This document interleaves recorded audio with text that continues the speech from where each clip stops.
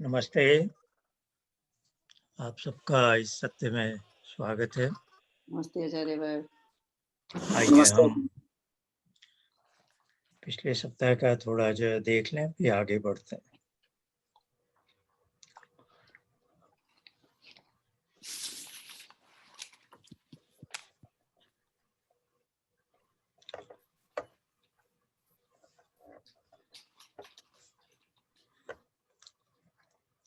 पिछले सप्ताह हमने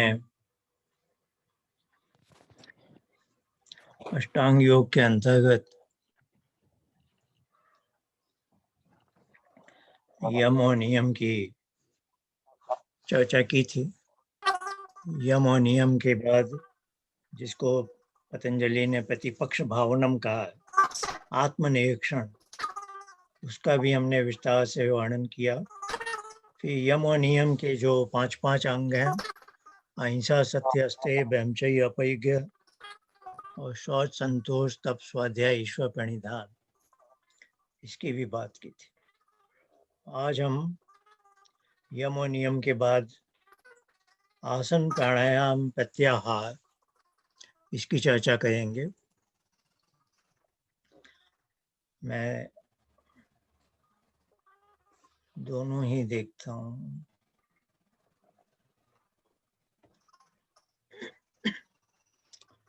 जैसे हम पहले कहते आए। हाँ, तो आपको स्लाइड भी दिखाई दे रही होगी और ये पतंजलि के योग सूत्र भी दिखाई दे रहे होंगे।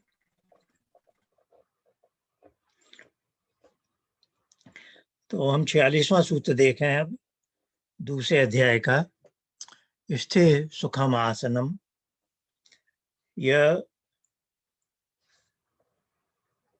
आसन की परिभाषा बता रहे हैं कि शरीर को, अब है ना, देखिए यम और नियम है जो, जिसको बोलते हैं ना 24/7 वाला, कि हर क्षण उसका पालन करना है।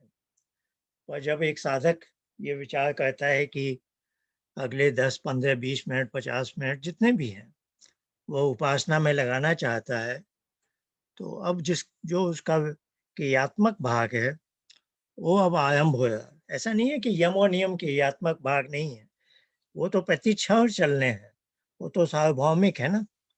अब है कि जब हम अभ्यास के लिए बैठ रहे हैं तो यहाँ से चर्चा शुरू हो रही है कि सबसे पहले अपने शरीर को इस तरह से स्थापित कर लो कि अगले कुछ देर, जितनी देर आप समझिए 20 मिनट उपासना में लगाना चाहते हैं, तो 20 मिनट तक वह स्थिर भी रहे और सुखपूर्वक रहे। तो उन्होंने बहुत अच्छा सूत्र दिया, स्थिर सुखम आसनम। तो एक शरीर को इस ढंग से स्थापित कर लो कि उस 20 मिनट जो आप लगाना चाहते हैं उपासना में, शरीर हिलना डुलना नहीं चाहिए और आपको कोई कष्ट न हो उसमें। तो ये दो बातें गाइडलाइन उन्होंने दी, स्थिर और सुखम। ये मैंने यहाँ थोड़ा बताया कि सांख्य सूत्र में भी ये आता है, तीसरे अध्याय के 34वां सूत्र है, ठीक यही है, एकदम ऐसा ही, स्थिर सुखम आसनम। और छठे अध्याय में 24वां सूत्र है, छठा अध्याय अंतिम अध्याय है सांख्य का। तो समापन की ओर जब जाते हैं तब फिर से दोबारा बोल रहे हैं, स्थिर सुखम आसनम इति न नियम। यानी वो बोल रहे हैं कि हम कोई एक विशेष आसन आपको हम बताना नहीं चाहे कि इसी में बैठना है आपको, नियम हम नहीं दे रहे कोई, बस हमने गाइडलाइन दी है क्या, कि स्थिर पूर्वक बैठे आप और सुख पूर्वक बैठे। मतलब तो ये दो चार आसन माने जाते हैं, सुखासन है, पद्मासन है, स्वस्तिकासन है, और मेरी आदत है सिद्धासन की। तो इस तरह से ये वज्रासन भी बोल सकते हैं। ऐसे 4-5 ही आसन है जो उपासना के लिए है ना। तो हठ योग वालों ने ये पद क्यों लिया ये मैं नहीं जानता। तो जैसे हलासन, भुजंगासन, वहाँ तो 50, उसमें बहुत तरह के आसन है। अब वो आसन पद तो वहाँ है, पर वहाँ वो नहीं है कि उसमें आप सुखपूर्वक बैठ कर उपासना कर सकें, है ना। तो ये आप ध्यान रखिएगा, आसन की परिभाषा पतंजलि योग में स्थिर सुखम आसनम है, और वह हमेशा लागू होनी चाहिए। आपको काफ़ी छूट दी गई है, किस आसन में आप बैठना चाहते हैं, लेकिन ये 2 पैरामीटर इनके साथ इनका आपको उल्लंघन नहीं करना चाहिए। स्थिरपूर्वक बैठें और आइए अब आगे हम चलते हैं। 2 सूत्र और हैं जिनका आसन से संबंध है। तो जब आसन अच्छा लग जाता है तो क्या होता है, प्रयत्न का शैथिल्य हो जाए, एफर्टलेस हो जाए। ऐसा ना हो कि आपको बहुत श्रम करना पड़ रहा है उस आसन में बैठने में। इतना शरीर में शिथिलता आ जाए, जैसे कि बड़ा अनायास ही अब उस आसन में आप बैठ गए हैं, जो भी आसन आपने अपनाया है। तो आसन यदि आपने अच्छी तरह से उसका अभ्यास कर लिया है, तो अब 2 बातें और बता रहे हैं कि प्रयत्न में बहुत शिथिलता आ जाएगी। ऐसा नहीं है कि ज़ोर-ज़बरदस्ती करनी पड़ेगी। और अनंत समापत्तिभ्याम, ऐसा लगेगा जैसे, देखिए हर किसी की शरीर का एक अंत है, ये फाइनाइट बॉडी है, तो हमारे शरीर की एक सीमा है, अंत है। लेकिन जब आसन में आप अच्छे बैठ जाते हैं, उस आसन का अच्छा अभ्यास हो जाता है, आँखें बंद हैं, फिर आपको ऐसा लगना चाहिए कि आप जैसे अनंत में खो गए हैं, घुल-मिल गए हैं। आपके शरीर की कोई बाउंड्री नहीं है, है ना? तो ऐसा ये 2 पैरामीटर बताए कि आपका आसन का अभ्यास हो गया है अच्छा, तो ये 47वें सूत्र की ये 2 बातें आपको दिखाई देनी चाहिए। फिर 48वें सूत्र में कहते हैं कि आसन का अभ्यास हो जाए और 47वीं की जो परीक्षा है, ये बेंचमार्क है, ये भी आप अच्छी तरह से प्रमाणित हो रहा है, तो इससे क्या होगा, ततो यानी ततः से ततो बना है। उसके पश्चात द्वंद्व अनभिघात, घात है कि किसी का आक्रमण होना, द्वंद्व है जो विभिन्न के डाइपोल है, सर्दी गर्मी भूख प्यास, ये जो एक्सट्रीम है 2 तरह के, तो इसको द्वंद्व बोलते हैं। और इन द्वंद्वों का हमारे ऊपर आक्रमण होता है। अनभिघात निषेध में लगाया, अर्थात इनका आक्रमण आपके ऊपर नहीं होगा। यानी जो विभिन्न बाह्य परिस्थितियां हैं, उनके कारण आपके आसन में और उसके बाद जो आगे आप उपासना में जाना चाहते हैं, उसमें परेशानी नहीं आएगी कोई। अब हम प्राणायाम में जा रहे हैं। 49वां सूत्र है, तस्मिन् सति, तस्मिन् सति, तस्मिन् यानी ओ यदि सध जाए। अब यहाँ सीक्वेंस आ गया है कि पहले आप आसन को स्थापित कीजिए, आसन ठीक से सध गया है, तस्मिन् सति वो हो जाए तो श्वास प्रश्वासयोः, जो अंदर की सांस जाती है और बाहर निकलती है, उन दोनों की गति में विच्छेद करना। देखिए श्वास और प्रश्वास अपने आप चल रहा है ऑटोमेटिक, लेकिन जब आप उनके रिदम में, उनकी गति में कुछ परिवर्तन करते हैं, उसको प्राणायाम कहते हैं। और प्राणायाम को परिभाषित किया जा रहा है और बता रहे हैं इसका उद्देश्य तभी है जब पहले आसन सध गया हो। आसन सधने के बाद क्या है, आपको अपने श्वास जो अंदर लेते हैं, जो बाहर फेंकते हैं, उनका जो एक ऑटोमेटेड चलता रहता है, इसी को उसको प्राण की गति बोलते हैं। लेकिन इस गति को अब आप इस पर नियंत्रण ले रहे हैं। तो नियंत्रण जब ले रहे हैं, तब ये बोला जाएगा प्राणायाम, अन्यथा ये श्वास चल रही है। अब बता रहे हैं कि प्राणायाम के कितने प्रकार हैं। 50वें सूत्र में कहते हैं, बाह्य आभ्यंतर स्तंभ वृत्ति, ये 3 प्रकार के हैं। बाह्य, अंतर और स्तंभ वृत्ति है उसको रोक देने का। फिर देश काल संख्या भी, फिर ये 3 तो 3 प्रकार के हो गए और इन तीनों प्रकार में 3 और सब डिवीजन बनाए उन्होंने। देश काल यानी केवल नासिका तक प्रभावित है या कंठ तक है या हृदय क्षेत्र तक है या नाभि तक है या पेड़ू तक है, तो ये उसका देश कहलाएगा। कितनी तेज गति से ले रहे हैं, कितना समय लगता है उसमें, वो काल है। और कितने ऐसे प्राणायाम संख्या करते हैं, तो महर्षि दयानंद सत्यार्थ प्रकाश में लिखते हैं, न्यूनतम 3 और अधिकतम 21 प्राणायाम किए जाने चाहिए। तो इसको कहा वही दृष्टो। फिर कहते हैं वो दीर्घ और सूक्ष्म भी हो सकता है। अब प्राणायाम के विभिन्न क्लासिफिकेशन बताए। फिर 51 में कहते हैं चतुर्थ, ये एक चौथे प्रकार का भी, 3 प्रकार के बता दिए 50वें में। बाह्य, आभ्यंतर और स्तंभ वृत्ति। अभी हम चर्चा करेंगे। महर्षि दयानंद का ये एक वक्तव्य है ऋग्वेद आदि भाष्य भूमिका में उपासना विषय के अध्याय में। इसको मैं अभी पढ़ने वाला हूँ, पर ये 50 और 51 पहले हम पढ़ लेते हैं। फिर कहते हैं चौथा भी एक प्राणायाम है, बाह्य आभ्यंतर विषयाक्षेपी चतुर्थ। आइए अब इसको महर्षि दयानंद ने 50वें 91 सूत्र के आधार पर क्या लिखा है। वो कहते हैं विचार प्राणायाम इस प्रकार के होते हैं कि जब भीतर से बाहर को श्वास निकले तब उसको बाहर ही रोक दे। ये हो गया बाह्य वाला है, जिसको हमने जो अपनी विधि में अपनाया है इसका हमने नाम दिया है रेचक। तब उसको जितना रोक सके उतना भीतर ही रोक दे। यानी एक मिनट जी, बाहर को श्वास निकले तब उसको बाहर ही रोक दे। इसको प्रथम प्राणायाम कहते हैं। यह बाह्य वाला जिसका हमने नाम रेचक रखा है। जब बाहर से श्वास भीतर को आवे तब उसको जितना रोक सके उतना भीतर ही रोक दे। ये दूसरा प्राणायाम है जो आभ्यंतर वाला है। पतंजलि ने जिसको आभ्यंतर कहा उसकी व्याख्या महर्षि दयानंद की अभी हमने पढ़ी। इसको हमने अपनी विधि में शामिल किया है और हमने इसको तब नाम दिया है पूरक। तो पूरक को इन्होंने कहा इसको दूसरा प्राणायाम कहते हैं। तीसरा स्तंभ वृत्ति है कि न प्राण को बाहर निकाले और न बाहर से भीतर ले जाए, किंतु जितनी देर सुख से हो सके उसको जहाँ का तहाँ ज्यों का त्यों एकदम रोक दे।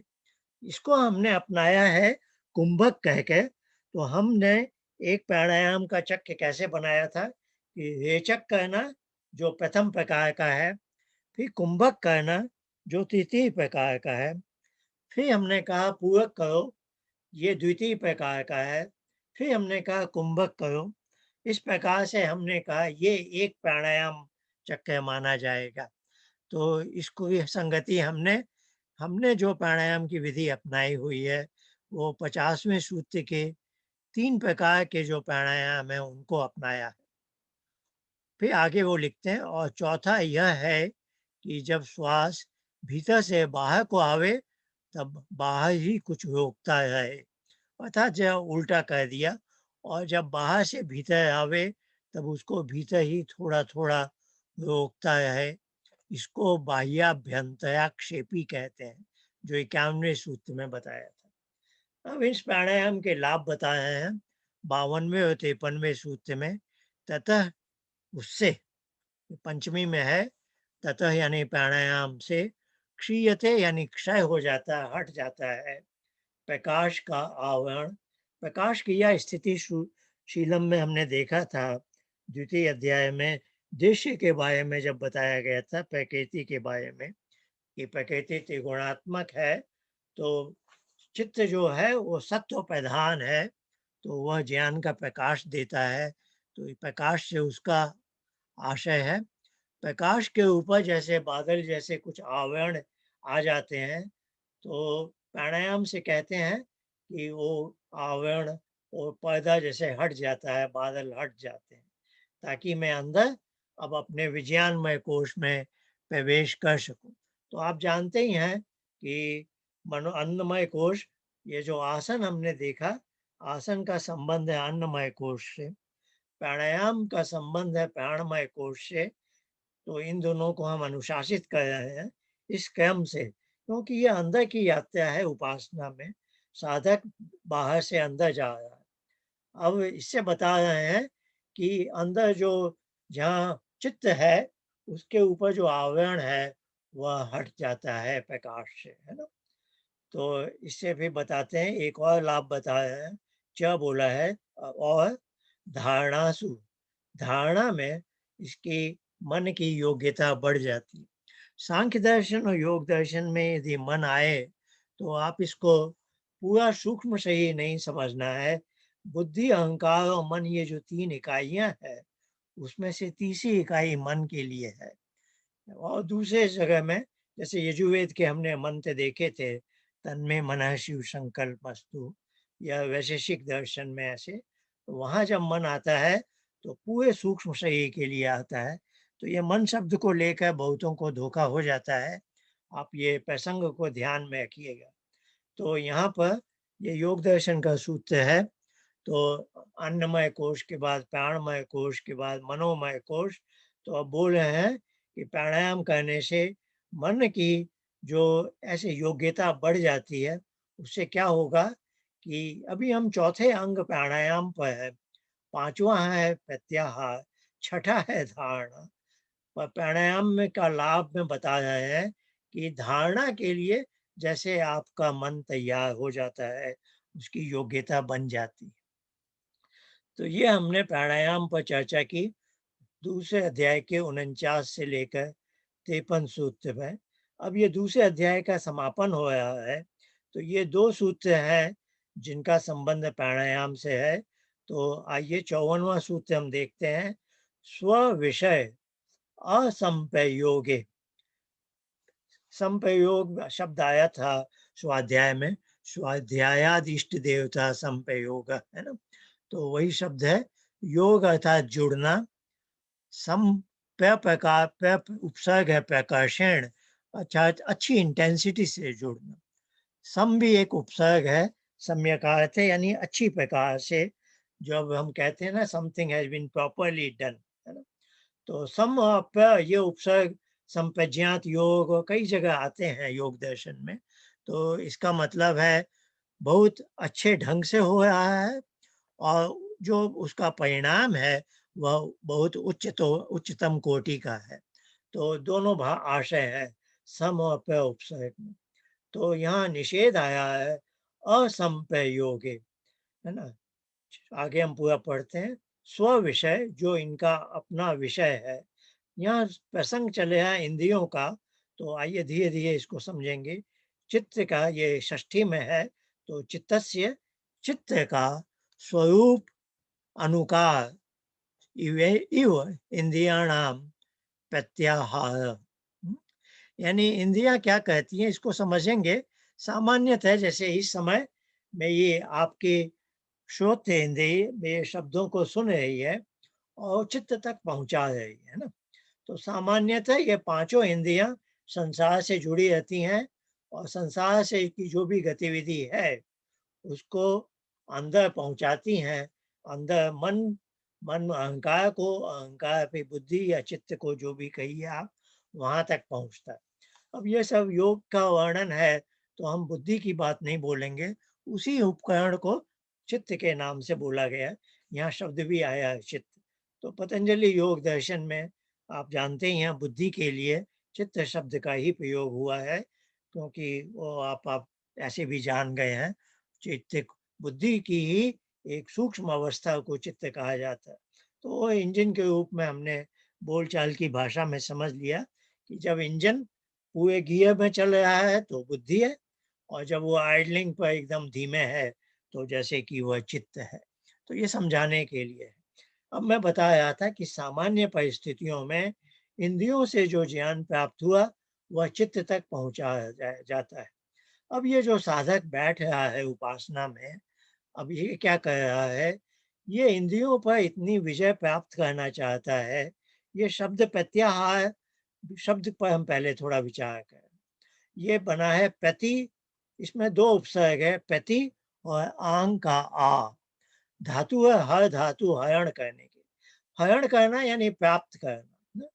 आहार हम बोलते हैं भोजन को, कि जो हम अपने शरीर को देते हैं, जिस चीज को प्राप्त किया वो सप्लाई करना, है ना। तो इंद्रियों का सामान्यतः व्यापार क्या है, जगत में जो भी कुछ घटनाएं घट रही हैं उनको अपने स्वामी तक पहुंचाना, है ना। तो इसको बोलते हैं आहार। प्रति है उल्टा करना यानी काउंटर हो जाना। तो प्रत्याहार में जैसे ये 5 दरवाजे हमारे 5 ज्ञानेंद्रियों के खुले हुए हैं संसार से सब तरह की जानकारी प्राप्त करने के लिए। अब साधक अपनी इंद्रियों को बोलना चाहा है कि ये सब दरवाजे बंद कर लो, क्योंकि अब मुझे किसी सांसारिक गतिविधि से रुचि नहीं है। अब मैं प्रभु की गोद में जाना चाहता हूँ अंदर, है ना? तो अब ये बोल रहे हैं, पतंजलि हमें समझा रहे हैं कि प्रत्याहार क्या है। अब वो बोल रहे हैं कि ये इंद्रियां जो अपने-अपने विषयों से जुड़ती हैं, वो जुड़ने का काम व्यापार बंद कर दें। तो ये हो गया स्व विषय असंप्रयोगे का अर्थ, है ना? अपने-अपने विषयों से अब आप मत जुड़ो। ये चित्त अब उसको आदेश दे रहा है अपनी इंद्रियों को। और क्या कह रहा है कि अब चित्त का जो स्वरूप है, चित्त की जो वृत्ति हम निरोध करने वाले हैं, तो निरुद्ध अवस्था के पहले हम एकाग्र अवस्था में जाएँगे। तो एकाग्र अवस्था के लिए चित्त पर हम जो भी कुछ वृत्ति स्थापित करने वाले हैं, धारणा में हम देखेंगे क्या है। तो जो चित्त की हम वृत्ति स्थापित कर रहे हैं, तुम उसका अनुकरण करो, यानी चित्त के स्वरूप का अनुकरण करने का अब आदेश दिया जा रहा है इंद्रियों को। तो इंद्रियाँ अब ऐसे सामान्यतः क्या होता है, एक सामान्य व्यक्ति, उसके चित्त पर वो आ जाता है जो इंद्रियां उसे भेज रही हैं। अब ये साधक अपनी योग यात्रा में आगे बढ़ रहा है, ये इंद्रियों पर विजय प्राप्त करना चाहता है। तो इंद्रियों की विजय कैसे मानी जाएगी, कैसे प्राप्त होगी? तो बता रहे हैं कि अब चित्त पर जो है उसको इंद्रियां अपना स्वीकार कर लें। तो देखिए एकदम रोल अब बदला जा रहा है, और ये रोल बदल के हम ये कहना चाह रहे हैं इंद्रियों से कि बुद्धि के तुम अंतर्गत हो, वह तुम्हारा स्वामी है, चित्त तुम्हारा स्वामी है। ऐसा नहीं है कि तुम जो लाओगे चित्त पर वो स्थापित होगा, बल्कि चित्त जो चाहता है वैसा तुम्हें करना है ना? तो यह एकदम उल्टा हो रहा है। जनसामान्य इससे परिचित नहीं है, और इसी को प्रत्याहार का अभ्यास बताया जाता है। उससे क्या होता है, 55वें सूत्र में कहा गया है, ततः यानी उससे, परम, परम यानी सुपरलेटिव डिग्री में, अत्यंत, वश्यते इंद्रियाणाम, इंद्रियों के पर अपना वश हो जाता है, इंद्रियों पर विजय प्राप्त हो जाती है। तो इसमें व्यास भाष्य में, यहाँ मैंने अपने स्लाइड में याद दिलाने के लिए 3 दृष्टांत लिखे हैं। व्यास भाष्य में अच्छा दृष्टांत दिया है कि जब आप प्रत्याहार में आगे बढ़ जाते हैं तो क्या होता है कि जैसे चित्त रानी मक्खी है ना? तो रानी मक्खी जब उड़ती है, सब मक्खियाँ उड़ने लगती हैं। तो ये हो गया कि चित्त अब संसार से जुड़ना चाहता है, तो सारी इंद्रियाँ भी सब संसार से, दरवाजे खुले हुए हैं, संसार से जुड़ी हैं। अब वही रानी मक्खी बैठ जाए, तो सारी मक्खियाँ बैठ भी जाती हैं। तो प्रत्याहार से हमें समझाया जा रहा है, जैसे कि चित्त रानी मक्खी होनी चाहिए और इंद्रियां बाकी मक्खियों की तरह होनी चाहिए। तो जैसा रानी मक्खी कह चाहती है, कहती है, उसी का अनुकरण दूसरी मक्खियां भी करती हैं। फिर हमने ये यजुर्वेद के 34वें अध्याय के 6 मंत्र देखे थे, तन्मे मन शिव शंकर। उसके छठे मंत्र में सुशायते अश्वानि यन मनुष्यानि नीयते, उसमें भी यही आशय हमें समझाया गया है कि हाँ, ये इंद्रियां घोड़े के समान है, बहुत तेज जोड़ते हैं, पर ईश्वर हमें आश्वस्त कर रहा है कि तुम्हारे जो सारथी है, बुद्धि या चित्त, उसके पास मैंने बहुत अच्छी रस्सियों दी हुई हैं, जिन रस्सियों से, लगाम से ये मन है जो इंद्रियों पर काबू भी पा सकता है, यदि तुम उनका उचित उपयोग करो। और यही बात सांख्य में दूसरे अध्याय में हमने देखा था, एक सूत्र है, इंद्रियेषु कुठारवत, कि इंद्रियों से भी चित्त पर वृत्तियां आती हैं, और हमारे अहंकार से भी जो संस्कार है, अदृष्टो उल्लासात, वो भी वो वृत्तियां आती हैं। तो उन्होंने कहा इंद्रियों की वृत्तियों से छुटकारा पाना अपेक्षाकृत आसान है। तो वहां हमें उन्होंने उपमा दी थी कि इंद्रियां कुठारवत, कुल्हाड़ी के समान है। तो जब आपको लकड़ी काटनी है, आप कुल्हाड़ी उठाते हैं, अन्यथा आप कुल्हाड़ी एक कोने में फेंक देते हैं। तो इंद्रियों का उपयोग नहीं करने की इच्छा है, तो ऐसा करना अपेक्षाकृत आसान है, और पर उतना आसान भी नहीं है। इसलिए पतंजलि ने हमें प्रत्याहार का एक अंग जोड़ा है अष्टांग योग के साथ। तो इसको बह्यंग योग बोलते हैं। जो अब हम आगे बढ़ रहे हैं, अब तीसरे अध्याय में तो इसको अंतरंग योग अभी आप देखेंगे थोड़ी देर में, पतंजलि का ही एक सूत्र आने वाला है।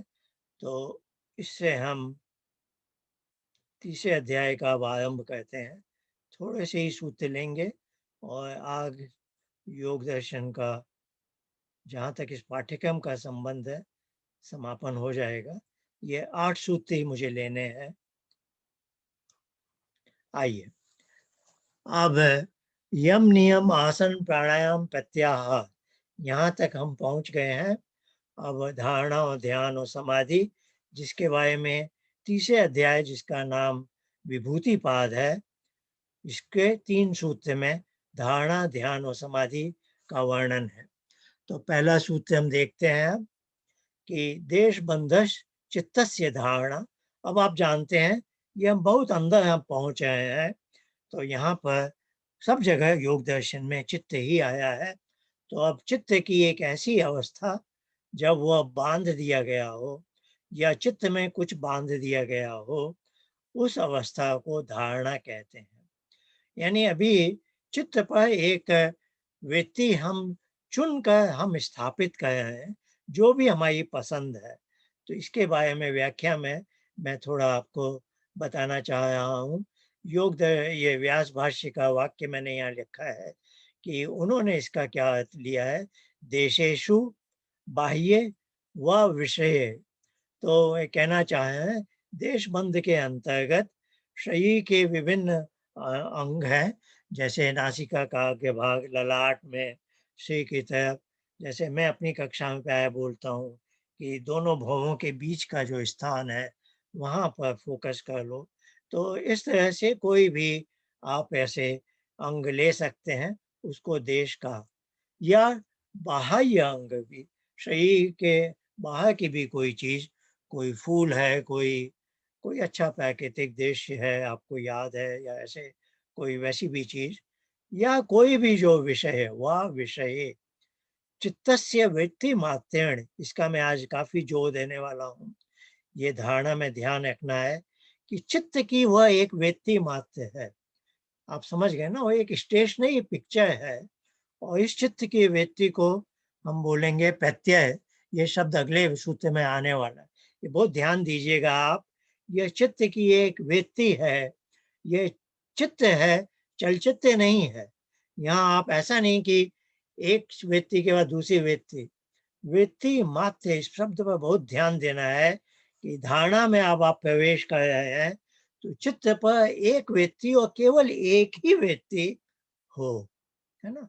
उससे टस से मस नहीं होना है। उससे बंद हम जाएं, उससे हमारा चित्त बंध जाए, तब हमने धारणा में प्रवेश किया, ये कहते हैं। अब आया ध्यान। अब धारणा के बाद तथ्य, तथ्य यानी उसमें, ये सप्तमी में है कहा जाएगा। वही धारणा जब पुष्ट हो जाती है कि जो आपने चित्त की वो वृत्ति अपनाई थी, अब उसको कहा जाए, उसे प्रत्यय कहते हैं, है ना। प्रत्यय एक सफिक्स है जिसको चित्त पर चिपकाया जाए। तो वह जो प्रत्यय है, अब उसकी एक तानता हो जाए, तब ध्यान कहते हैं। तो हम जो अभ्यास करते हैं, उसमें हमारा प्रत्यय होता है ओंकार का मानसिक जप, जो महर्षि दयानंद ने ऋग्वेदादि भाष्य भूमिका के उपासना विषय में हमें दिया है।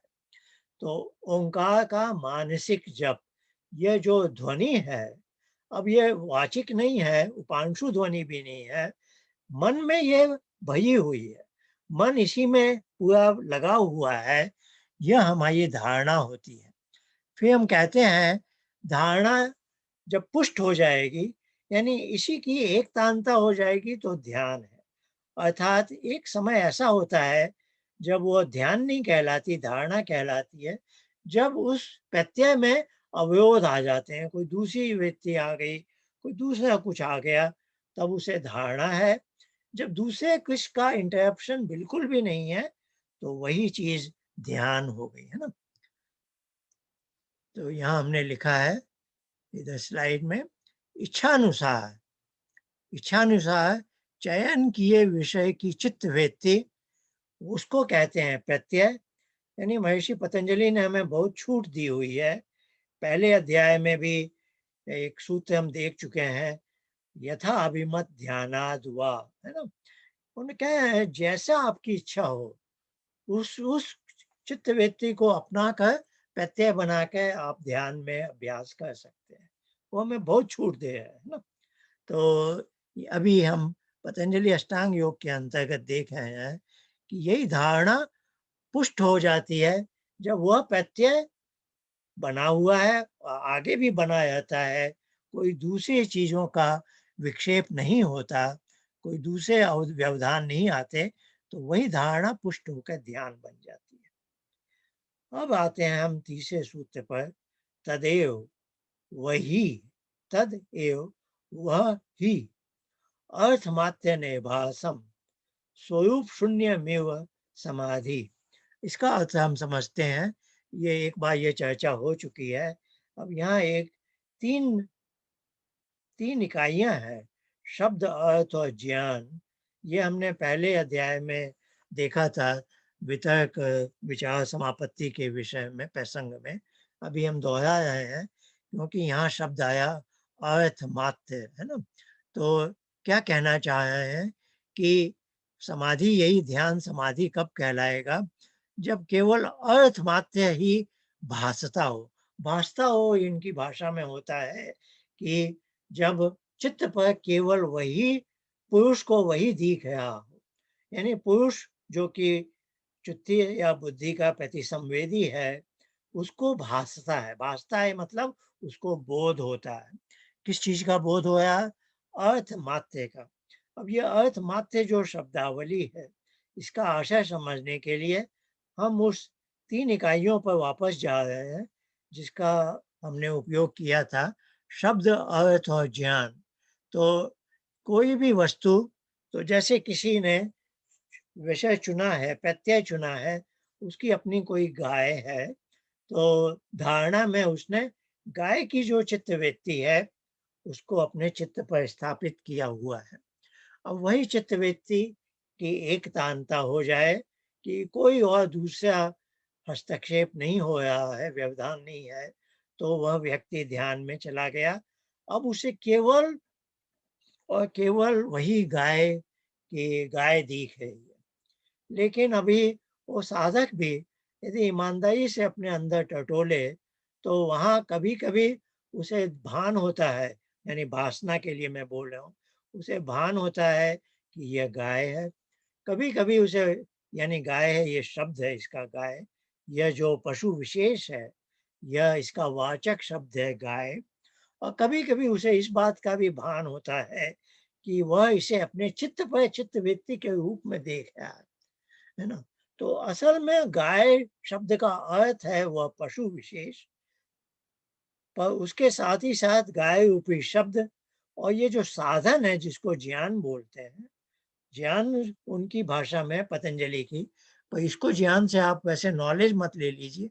ज्ञान का साधन उस गाय को कैसे जान रहा है, उसकी चित्त वृत्ति के आधार पर।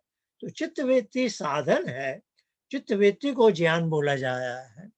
अर्थ है वह पशु विशेष, और गाय जो शब्द है वह गाय का शब्द है ना। तो शब्द, अर्थ, ज्ञान, ये तीनों ही अंतर्निहित हैं, एक दूसरे में ऐसे इनकी गड्ढ मड्ढ होके मिले हुए हैं, लेकिन तीनों का अपना अस्तित्व है। यह है ध्यान की स्थिति। अब यही ध्यान की स्थिति परिकृष्ट हो जाए, इसका परिष्कृत रूप क्या है कि अब वो उस गाय में ही खो गया है एकदम, उस अर्थ मात्र में ही, उस पशु विशेष में ही खो गया। जैसे हम कभी अपनी माँ का फोटो देख रहे हैं, फोटो साधन है, लेकिन अब वो व्यक्ति अपनी माँ में इतना खो जाए कि यह भी भूल जाए कि मैं फोटो देख रहा हूँ, है ना। तो एक उस तरह की अवस्था है। अब यहाँ साधन फोटो नहीं है, अपितु वह चित्त व्यक्ति है ना। तो यदि वो वहां तक चला जाए, तब इसे कहते हैं समाधि। लेकिन यहाँ एक बात कही गई है, स्वरूप शून्य मीव। ऐसा नहीं है कि चित्त और चित्तवृत्ति है नहीं, चित्तवृत्ति होती नहीं तो अपने विषय में खोता भी नहीं। तो चित्त इसीलिए बोला है स्वरूप शून्य म्यू, जैसे कि स्वरूप शून्य हो गया, जैसे कि चित्त का स्वरूप शून्य हो गया। शून्य असल में हुआ नहीं है, वह साधन तो है ही, तभी तो वह अपने अर्थ तक पहुँचा है। तो यहाँ योग दर्शन के तीसरे अध्याय के तीसरे सूत्र में अष्टांग योग की जो समाधि बताई गई है कि अब साधक ने जो भी विषय चुना था, उसकी चित्त वृत्ति को प्रत्यय बना के प्रत्यय की एक तांता तक पहुँच गया था। अब उस प्रत्यय की एक तांता में प्रत्यय के अर्थ में वह इतना खो गया है कि उसके लिए जैसे वही एक चीज़ का अस्तित्व है। पर हाँ, ऐसा नहीं है कि बाकी दोनों गायब हो गए हैं, पर हाँ, शून्य जैसे हो गए हैं, शून्य नहीं हुए। तो ये अष्टांग योग की समाधि का अर्थ है। अब हम आगे बढ़ते हैं। अब 3-4 सूत्र और हैं, समझ लेना आवश्यक है। चौथे सूत्र ये एक तरह की संज्ञा सूत्र कहलाता है। एक नया टेक्निकल टर्म आया है, जो पतंजलि का है, संयम। तो वो कहे हैं तेयम, तेयम यानी तीनों, धारणा, ध्यान और समाधि एकत्र, अर्थात एक ही विषय में हो, एक साथ हो, तो इसको संयम कह लेते हैं। अर्थात है, जिस विषय पर हमने धारणा की थी, उसी की एक तांता बनकर ध्यान बना। अन्यथा क्या है, धारणा से ध्यान की प्रक्रिया में हो सकता है कोई दूसरी चित्त वृत्ति ने हमें ज़्यादा मोहित कर लिया हो, पर वैसा कुछ नहीं हुआ है।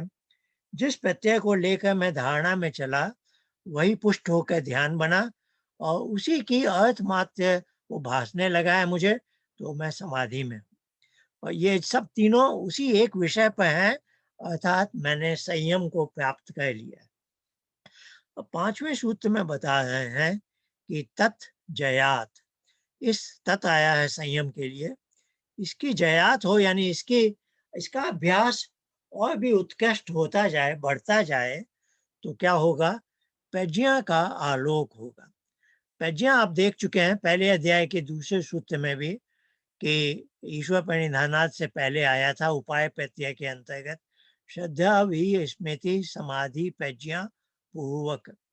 तो ये जो तीसरे सूत्र में समाधि थी, अभी यहाँ प्रज्ञा का उद्गम नहीं हुआ है। अब ये समाधि की अगली जो चीज है प्रज्ञा, अर्थात ईश्वर के द्वारा हुआ ज्ञान का आलोक है ना। तो वो कह रहे हैं कि अब वो उसकी प्राप्ति हो जाती है। यहाँ ध्यान देने की बात है कि ये समाधि, ये पहले अध्याय के दूसरे सूत्र की समाधि के साथ इसका संयोग बैठ रहा है। इसको और अभ्यास जो संयम कहा गया, संयम के अभ्यास से प्रज्ञा की प्राप्ति होगी। तो वही प्रज्ञा पहले अध्याय के 20वें सूत्र में भी समाधि के बाद जो प्रज्ञा प्राप्त होती है, उसको बोलते हैं संप्रज्ञात समाधि। तो यह सारा विवरण कहने का आशय यह है कि तीसरे सूत्र की जो समाधि है, वह संप्रज्ञात समाधि से स्तर उसका हल्का है, थोड़े नीचे स्तर की है। उसी का संयम के रूप में, ये देखिए अष्टांग योग की चर्चा चल रही है साधारण कोटि के मनुष्य के लिए। तो साधारण कोटि के मनुष्य को किस ढंग से अभ्यास कराना है, यह पतंजलि समझा रहे हैं कि कोई प्रत्यय लिया, प्रत्यय की एक तांता ली, उसकी त्रिपुटी से हटकर केवल अर्थ में ही आप खो गए हैं, ये समाधि हुई। इसी को संयम बोला। इसी का बारंबार अभ्यास किया, तो ईश्वर की कृपा से, यहाँ ईश्वर कृपा आ जाती है 5वें सूत्र में, तो ईश्वर की कृपा से प्रज्ञा का आलोक होगा। अब संप्रज्ञात समाधि हो गई है। अब छठे सूत्र में हम जाते हैं, जिसको कहे हैं तस्य, यह जो प्रज्ञा की प्राप्ति है या संप्रज्ञात समाधि हो गई है। तस्य भूमिषु, भूमि शब्द चित्त के लिए ही आता है, तो उसका कई भूमियों में बहुवचन में सप्तमी में है, उसका अर्थात ये प्रज्ञा प्राप्ति का अनेक भूमियों में विनियोग किया जाना चाहिए, स्थापित की जानी चाहिए। इसको मैं थोड़ा, मुझे इस ढंग से सोचने से लाभकारी लगा है ये छठे सूत्र को एक दृष्टांत के तौर पर। जैसे योग मार्ग की यात्रा को आप पर्वतारोहण समझें, तो आपने जहाँ तक चढ़ाई, एक एक पहाड़ पर आप चढ़ रहे हैं पर्वत पर, तो जहाँ तक आप आसानी से सुगम पहुँच जाते हैं, वहाँ तक कि आपके अभ्यास अच्छा हो गया है। वो दृढ़ भूमि कहा था ना अभ्यास के लिए, तो वो हर व्यक्ति का वो बिंदु अलग-अलग है। किसी का बहुत नीचे है, किसी का ठीक है, किसी का बहुत ऊपर है। ये सब पिछले जन्मों का हम जो लेके आए हैं। अब यहाँ से इस यात्रा को हम पुनः आरंभ करते हैं, तो अब अगला कदम जो चढ़ाना है, तो आज जहाँ जिस भूमि तक मैंने अपने आप को स्थापित कर लिया है, अब अगला पैर आगे बढ़ाने के लिए मैं इसी जो अभी तक की चर्चा की है, ध्यान धारणा, ध्यान समाधि और प्रज्ञा की, इसी का जहाँ पर मैं खड़ा हूँ, वहाँ रहते-रहते अभ्यास किया, तो मैंने एक कदम और आगे बढ़ाया, फिर वहाँ के लिए उसको मैंने कंसोलिडेट कर लिया। तो ये पतंजलि हमें समझा रहे हैं कि इस तरह से एक-एक कदम इस यात्रा में हमें आगे बढ़ना है। तो ये डायनामिक्स ऑफ दिस जर्नी है। अब 7वें सूत्र में बताया है त्ययम, ये जो धारणा, ध्यान और समाधि है, अंतरंगम। अब ये जो अष्टांग योग के अंतर्गत ये अष्टांग योग के ये अंतरंग योग में माने जाते हैं, जबकि बाकी जो 5 थे पूर्वेभ्य, तो यहाँ बाय एलिमिनेशन कहेंगे हम क्या कि वे बह्यंग योग है। तो हमने पहले ही वो टाइटल ले लिया था कि वो बह्यंग योग है, यम नम आसन, यानी वो आउटर योग है, पेरिफेरल है। असली चीज योग साधना में धारणा, ध्यान, समाधि है। उसका ऐसा नहीं है कि उनकी कोई भूमिका नहीं है। वो है कि हमें अंतरंग योग के लिए वो तैयार करते हैं, हमारी योग्यता बनाते हैं। और हाँ, जब आप देखेंगे कई बार बहुत आगे आप चले जाएँगे इस यात्रा में, तो कई बार आपको लगेगा कि उसकी आवश्यकता नहीं है, आप सीधे धारणा, ध्यान, समाधि में बैठना चाहेंगे। तो इसका ये संकेत दे के हमें बताया जा रहा है कि असली उपासना धारणा, ध्यान, समाधि है, बाकी सब इसकी तैयारी के लिए है। उनका कोई उनका अवमूल्यन नहीं किया जा रहा है, वे साधन हैं, जबकि ये तीनों ये भी साधन हैं और इनके पर ये हमें साध्य के निकट ज़्यादा ले जा रहा है। 8वें सूत्र में अब इस बात को एक दूसरे ढंग से कह रहे हैं कि तदपि, अब ये जो अंतरंग योग है, धारणा, ध्यान, समाधि, ये तद यानी ये जो अंतरंग योग के 3 साधन बताए, अपि वे भी बह्यंग योग बन जाते हैं, किसकी अपेक्षा? निबिड़ समाधि की अपेक्षा। तो अब देखिए, यहाँ हमें लग रहा है कि अष्टांग योग में जो समाधि बताई गई है तीसरे सूत्र में, वह हमारा लेवल 1 है। फिर दूसरा स्तर है, जब ये संप्रज्ञात समाधि में बन जाती है, फिर वो कह रहे हैं कि संप्रज्ञात समाधि के ये अंतरंग में है। यानी 7वें सूत्र में मैंने एक ये अपना याद कराने के लिए लिखा है कि संप्रज्ञात समाधि की अपेक्षा ये अंतरंग योग है, धारणा, ध्यान, समाधि। इसको हम देख सकते हैं। अंग और अंगी, इसके युग्म में अंगी एक वस्तु है जिसको जैसे घर है, पूरा एक मकान है, इसको हम कहेंगे अंगी। इसमें अलग-अलग कक्ष बने हुए हैं, शयन कक्ष है, रसोई है, ऐसे अध्ययन कक्ष है, इतने सारे अलग-अलग कक्ष हैं। ये अलग-अलग अंग बोले जाते हैं। तो अंगी एक पूरी इकाई है और उसके जो अंग हैं। तो संप्रज्ञात समाधि, ये जो अष्टांग योग की समाधि है, वह संप्रज्ञात समाधि अंगी है, उसका एक अंग है। तो उसके अंग के अंतर्गत यम नियम आसन प्राणायाम प्रत्याहार बहिरंग है, बाहर के अंग है, और धारणा ध्यान समाधि अंदर के अंग है। और वहां से इन अंगों का हम पूरी अच्छी तरह से समावेश कर लें।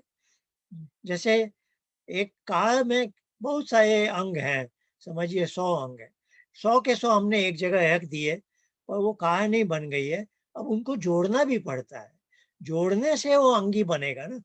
तो वैसे ही हमने अष्टांग योग के 8 अंग, 5 बह्यंग और 3 अंग अंतरंग वाले सम ले लिए हैं, लेकिन उसी से संप्रज्ञात समाधि नहीं होगी। उन अंगों को जोड़कर आगे साधना करने पर तज्जयात प्रज्ञा लोक, ये 5वें सूत्र के अनुसार तब हमें संप्रज्ञात समाधि की प्राप्ति होगी। अर्थात केवल अंगों को इकट्ठा करने से अंगी नहीं बन जाते हैं, उनको पूरा लेने के बाद भी कुछ प्रयास करना पड़ता है। अब यहाँ पर बात हो रही है 8वें सूत्र में, किंतु निबिड़ समाधि की अपेक्षा ये भी बह्यंग योग है, अर्थात समाधि के 3 स्तर बताए जा रहे हैं। समाधि जो अष्टांग योग के ये तीसरे अध्याय के तीसरे सूत्र में आई, फिर संप्रज्ञात समाधि जो कि समाधि संप्रज्ञात समाधि का एक अंतरंग यंग है। पर पूरी अंगी क्या थी जिसको हमें प्राप्त करना था? संप्रज्ञात समाधि। पर अब पतंजलि हमें बोल रहे हैं कि ये भी हमें विवेक ख्याति तक नहीं ले जाती। हमें विवेक ख्याति तक जाने के लिए असंप्रज्ञात समाधि को भी प्राप्त करना पड़ता है। मैं आपको एक पुराना चित्र था, दिखाया था, एक बार वहाँ पे ले जाना चाहता हूँ। इसका थोड़ा विस्तार कर रहा हूँ थोड़ी देर के लिए अभी। तो ये चित्र था हमने जो पहले तो बुद्धि की जो विचार प्रक्रिया है, थॉटफुलनेस, इससे हटकर हमें योगाभ्यास में जब जाना है तो बुद्धि वृत्ति को चित्त वृत्ति बनाना है। बुद्धि में विचार आते हैं, जबकि चित्त पर वृत्ति मात्र हमने पढ़ा था अभी धारणा में। तो एक कोई भी अपना प्रत्यय चुन लेते हैं, और प्रत्यय यदि कभी गलती से कुछ गलत आ गया है तो क्लिष्ट वृत्ति होती है, तो सुख दुख में हम पहुंच जाते हैं। पर योग मार्ग में ये चीज नहीं है, तो हम सोच समझ कर प्रत्यय लेते हैं, जो हमें योग मार्ग में आगे ले जाएगा वह प्रायः अक्लिष्ट वृत्ति होती है। पहले हम ध्यान में उस व्यक्ति पर ध्यान स्थापित करते हैं, एकाग्र अवस्था में जाते हैं। तो जानते हैं आप, चित्त की जो पहली 3 अवस्थाएं हैं, क्षिप्त, मूढ़ और विक्षिप्त, वो दैनिक जीवन की जागृत अवस्था की अवस्थाएं हैं। लेकिन योग का अभ्यास करने के लिए फिर हमें एकाग्र चित्त होना है, उसके बाद निरुद्ध चित्त होना है। तो ये एक क्रम है। एकाग्र अवस्था को प्राप्त किए बिना हम सीधे निरुद्ध अवस्था पर नहीं जा सकते। तो एकाग्र अवस्था के लिए हमने एक प्रत्यय को चुना, उसमें हमें सफलता मिल गई तो हम ध्यान में सफल हुए, और यही ध्यान फिर निरुद्ध अवस्था में हमें ले जाएगा और ये समाधि कहलाएगी, है ना। तो अब इस समाधि की चर्चा चल रही है, तो हमने देखा कि ये जो अष्टांग योग की समाधि है, इसमें जब प्रज्ञा का आलोक हुआ तो ये संप्रज्ञात समाधि बन गई। संप्रज्ञात समाधि में भी 4 सब डिविजन्स हैं, हम इनकी चर्चा कर चुके हैं। इसमें भी हमारी जब उन्नति हो जाती है तो अर्थात क्या, संप्रज्ञात समाधि में ईश्वर हमें कुछ देता है, लेकिन चित्त को माध्यम बनाकर वो भी चित्त की एक वृत्ति बन जाती है। पर वह वृत्ति हमने नहीं, वो हमारा प्रत्यय नहीं है, ईश्वर ने हमें दिया है जो भी देना चाहा था, है ना।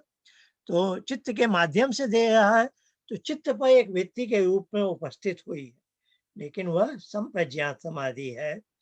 उससे भी हमने, जिसको अपर वैराग्य बोलते हैं, अब साधक ने कहा मुझे इससे भी आगे बढ़ना है, इसके प्रति भी उसके अंदर राग नहीं है, तो वह जो दूसरे स्तर का वैराग्य भाव है, उससे वह असंप्रज्ञात समाधि में आया, जब चित्त पर कोई भी व्यक्ति नहीं है। अब ये चित्त की निरुद्ध अवस्था मानी जाती है। तो उस निरुद्ध अवस्था में विवेक ख्याति है, अर्थात उसको पुरुष और चित्त ये दोनों डिस्टिंक्टली अलग अलग दिख रहे हैं। चित्त अपने शुद्ध रूप में दिख रहा है, और पुरुष भी। लेकिन अभी भी क्या है कि उसके अहंकार में कुछ क्लेश के बीज हो सकते हैं, तो वे सभी इस अवस्था कहलाएगी। और जब वे बीज भी जल जाएंगे, तब यह निर्बीज समाधि है। तो पतंजलि हमें समझाना चाह रहे हैं कि अष्टांग योग से जो समाधि प्राप्त हुई, वह जब संप्रज्ञात समाधि बन गई, वह भी निर्बीज समाधि की अपेक्षा बहिरंग योग है। लेकिन उसको भी आगे चलकर ऐसे निर्बीज समाधि का रूप देना है, तो यह हमें आगे का काम है, जो तीसरे अध्याय के अंत तक चलता है वह प्रकरण। पर अब हम यहाँ पर वापस जाते हैं जहाँ अभी मैं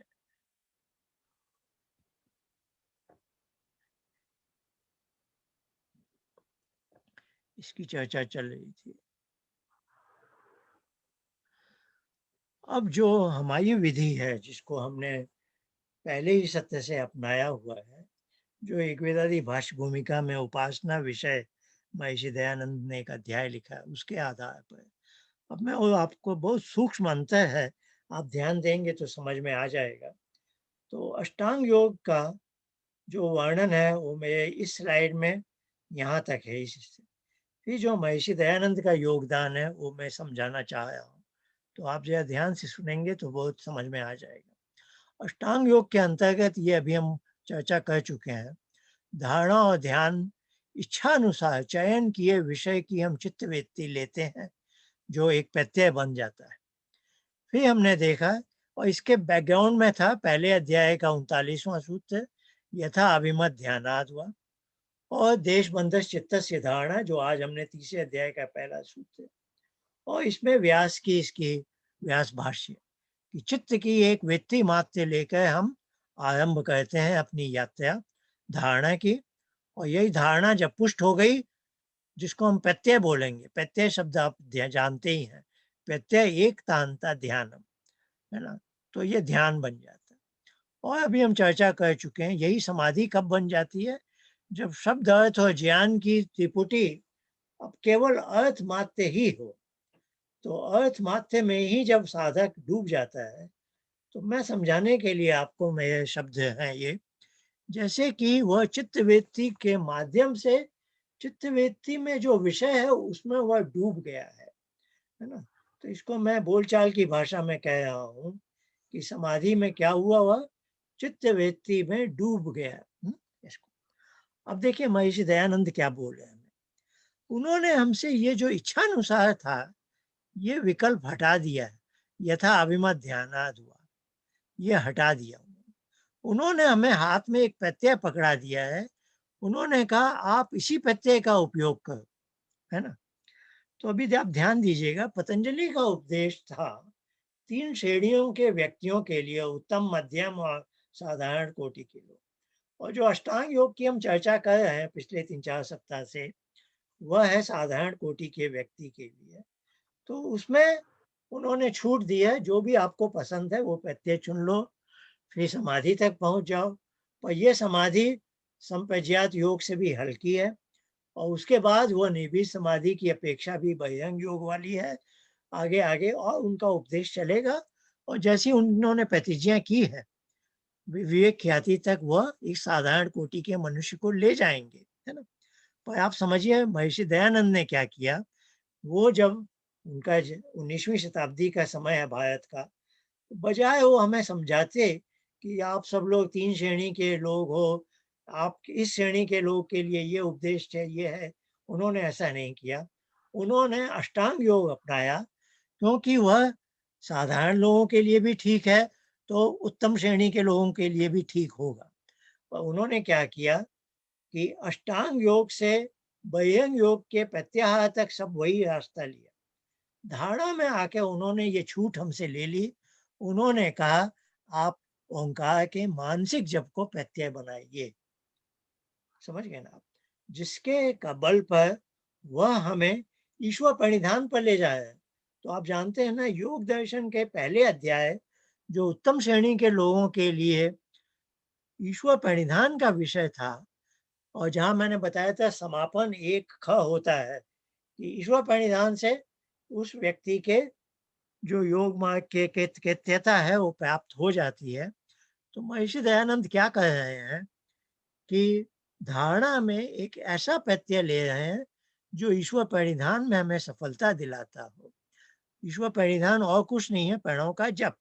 तो उन्होंने प्रणव का मानसिक जप हमें पकड़ाया, और उन्होंने कहा इस जप को करो, इस जप के माध्यम से ध्यान में जाओ, यानी तब आपके मन पर कोई और, चित्त पर कोई और भी चीज अवतरित ना हो। क्या हो, आपके मन में, आपके चित्त पर केवल ओंकार की मानसिक ध्वनि है, ध्वनि निकल नहीं आई है, और आप मन ही मन में ओम ओम, इसको हम शब्दों में नहीं समझा सकते, आप समझ गए हैं ओंकार का मानसिक जप क्या होता है। अब यहाँ जो त्रिपुटी आएगी, वह शब्द अर्थ ज्ञान वाली नहीं होगी, वह आएगी जप अर्थ भाव वाली। क्योंकि देखिए ईश्वर की चित्तवृत्ति नहीं हो सकती, तो चित्तवृत्ति में यहाँ जो डूब जाने वाली बात है, उसके बदले क्या होगा यहाँ, चित्तवृत्ति में ओंकार का मानसिक जप है, जब तक आपका ध्यान चल रहा है, और एक क्षण ऐसा आएगा जब प्रभु आपको गोद में ले लेगा, तब वह आपको चित्तवृत्ति से डिस्कनेक्ट कर देगा। तो अब आपको चित्तवृत्ति में डूबना नहीं है, बल्कि चित्तवृत्ति से उसके आनंद स्वरूप भाव में मग्न होना है। बहुत छोटा सा अंतर है, और इस बात को आप अच्छी तरह से गांठ बांध लीजिए कि महर्षि दयानंद ने अष्टांग योग का ही सहारा लिया, पर उन्होंने एक स्कीम ऐसी बना दी जो मानव समाज के लिए, सबके लिए लागू होती है। उन्होंने साधारण श्रेणी वालों का अष्टांग योग का ही रास्ता अपनाया, किंतु जो प्रत्यय लेना था, उन्होंने हमें एक फिक्स्ड प्रत्यय दे दिया, ओंकार का मानसिक जप। अब इस प्रत्यय में इतनी ताकत है कि यह हमें योग दर्शन के पहले अध्याय के ईश्वर परिधान के प्रसंग में ले जा सकता है, यदि हम ईमानदारी से इसका पालन करें। और उस प्रकार से जो हमें समाधि प्राप्त होगी, वह निर्भीक समाधि की अपेक्षा अंतरंग योग की समाधि होगी, और इस प्रकार वह हमें वापस प्रथम अध्याय पर ले जाते हैं। तो इस प्रकार से हम योग दर्शन के अपने अध्ययन का समापन करना चाहते हैं, कि अंत में यही है कि महर्षि दयानंद का बताया हुआ ये ओंकार, मैं ये नहीं कहना चाह रहा हूँ कि उन्होंने पतंजलि योग का में कोई चीज उसका निखार किया है, नहीं। पतंजलि योग अपनी जगह पूरा है। उन्होंने बजाय 3 प्रेस्क्रिप्शन देने के, उन्होंने एक ही प्रेस्क्रिप्शन, जैसे वन साइज फिट्स एवरीबॉडी, उस तरह से दे दिया हमें। और ओंकार का मानसिक जप से हम यदि उस ढंग से अभ्यास करते जाएं, तो हम पूरा जो उत्तम श्रेणी वाली योग की जो अंतिम पराकाष्ठा है, वहां तक पहुंच सकते हैं।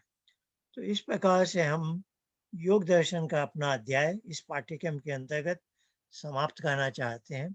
बस एक स्लाइड मैंने बनाई है, क्योंकि मुझे कुछ समय से देखने को मिला है, कुछ उपदेशक ध्यान में बैठने का अभ्यास कराते हैं और बोलते हैं कि चाहिए आइए हम अगले 10-15 मिनट ध्यान में बैठते हैं। तो ध्यान में बैठने की उनका क्या उद्देश्य या उनका क्या ढंग है, वो बोलते हैं कि केवल ईश्वर के बारे में ही विचार करना।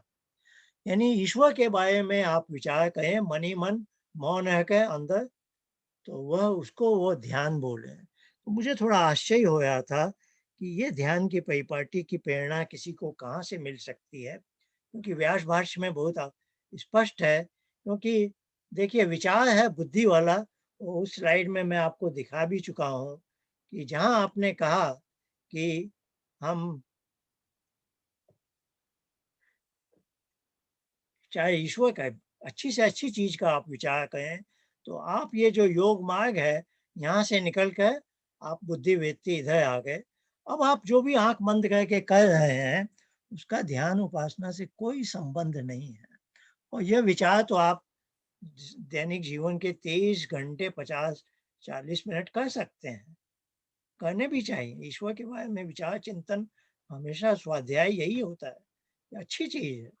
लेकिन जो 10 मिनट 15 मिनट 20 मिनट आप उपासना में लगाना चाहते, तब आपको विचारों से दूर होना है। लेकिन यदि आप विचार तब भी कर रहे हैं, तो वो भी उपासना, वो उपासना के क्षण भी आपने विचारों में ही गंवा दिए। वो तो 23 घंटे आप कर सकते थे। तो ये एक मेरे लिए बड़ा आश्चर्य था कि ये परंपरा, ये प्रेरणा कहाँ से है। तो एक व्याख्या ग्रंथ योग दर्शन का मैंने देखा, वहां मैंने ये देखा, ये ध्यान का जो सूत्र है, तीसरे अध्याय का दूसरा, वहाँ व्याख्याकार लिखते हैं, यहाँ पर यह बात ध्यान देने की है कि कुछ भी न विचारने का नाम ध्यान नहीं है।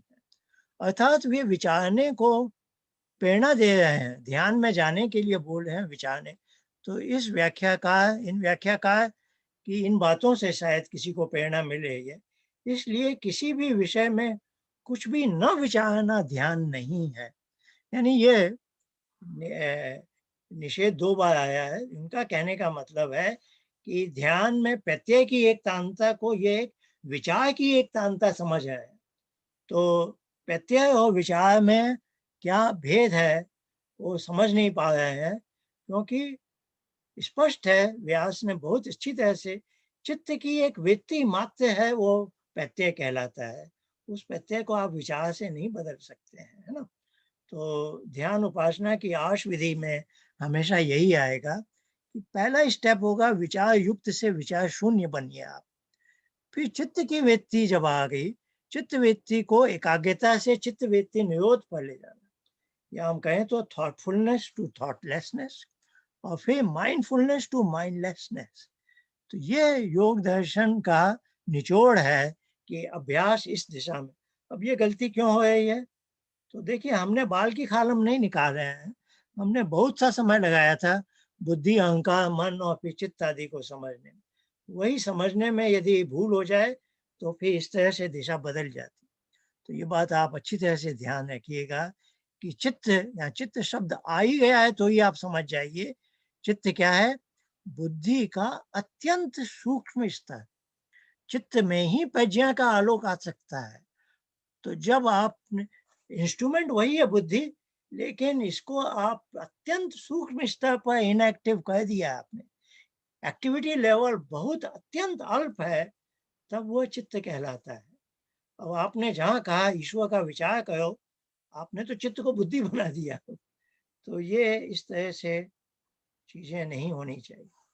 मेरा आज उद्देश्य था, अष्टांग योग पूरा हो गया है, तो हम जिसको संध्या कहते हैं उसको संध्योपासना के ढंग से कैसे किया जाए, वह इसको अब मैं अगले सप्ताह ले जाऊंगा। या हाँ, अब यही इसके साथ, नहीं तो अन्याय न्याय नहीं हो पाए। आइए, आज के सत्य को मैं यहाँ विराम देता हूँ। अब कोई प्रश्न आदि।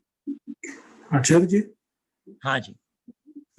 ये बुद्धि का चालू होना या प्रत्यय का हमारा भास माने उसका चिंतन करना, इसमें सूक्ष्म अंतर अभी तक पूरा समझ में नहीं आया। जैसा मैं कह दूंगा आपको, आप ये ठीक है या गलत है कह दीजिएगा।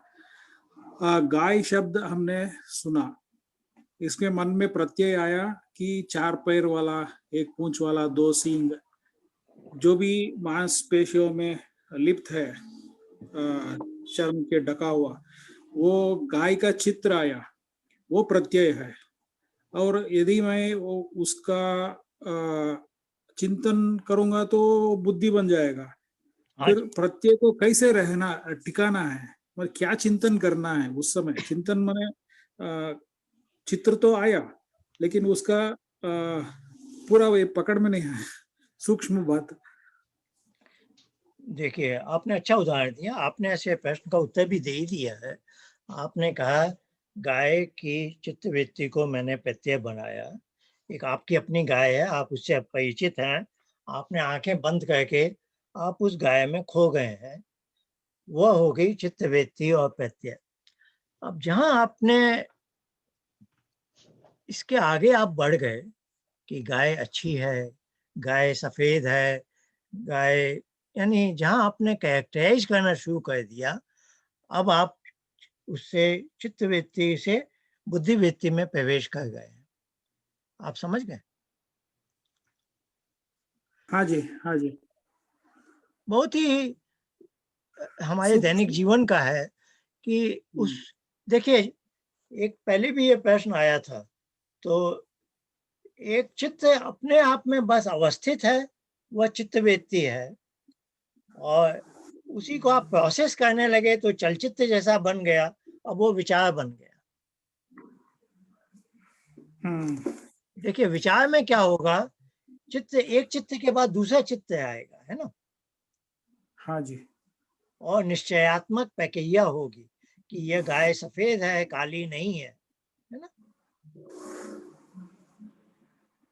लेकिन अब यही बात केवल हम वो गाय है और आप उसे कुछ कैरेक्टराइज नहीं कर रहे हैं, वह है चित्तवृत्ति।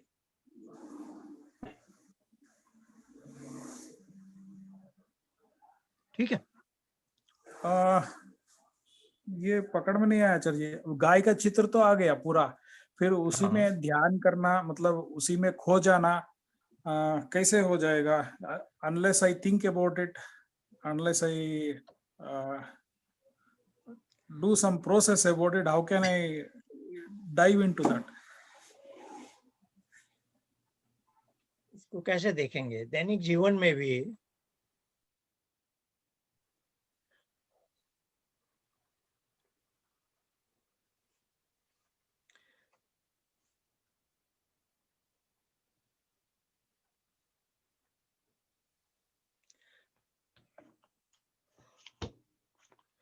सुषुप्ति वाली एक अवस्था है, पर सुषुप्ति में ब्लैंक है ना, तो दैनिक जीवन में ऐसी कोई अवस्था क्या होती है, ये मुझे नहीं पता चले अभी तो इस समय। जैसा गाय है, गाय का बारे में मैंने चिंतन करना चालू किया, गाय से इतना उपयोग होता है। जब ये विचार चालू किया तो बुद्धि का प्रयोग हो गया, लेकिन हाँ, चित्त वृत्ति प्रत्यय को ही बनाए रखना कैसे रखना है उस स्थिति में, बिना चिंतन किए बिना वो हो नहीं पाएगा ना आचार्य जी।